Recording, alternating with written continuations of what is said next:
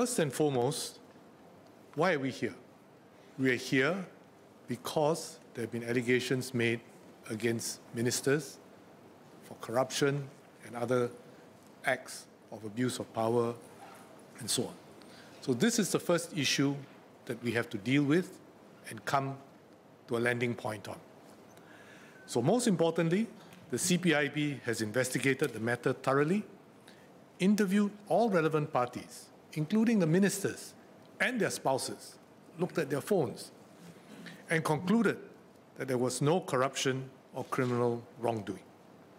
The AGC has reviewed the investigation papers and agreed with CPIB's findings. There is no offence and no further action is needed.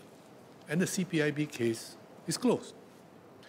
There was proper declaration and conduct by all persons involved to avoid conflicts of interest. There was also no abuse of power and no access to privileged information. The persons involved in the rental of these two properties understood their responsibilities to act with integrity and did so.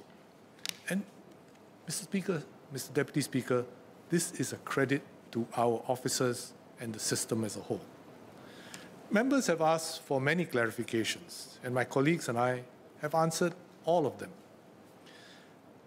Mr. Singh says no one is alleging corruption, and I'm glad that he said so, and that there is no corruption, no abuse of power.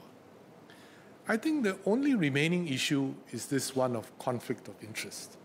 We have explained at length that what the concept of conflict of interest is, potential conflict of interest, actual conflict of interest, and that this has been dealt with, particularly in the case of Mr. Shanmugam and the rental of 26 Ridout Road. Now, there's this lingering issue of perceived conflict of interest. And as I explained, if we have dealt adequately and completely with a potential conflict of interest and that there's been no actual conflict of interest, then actually a fair-minded person will come to the conclusion that therefore there's no basis for a perceived conflict of interest. So I think this concludes the first part of our discussion.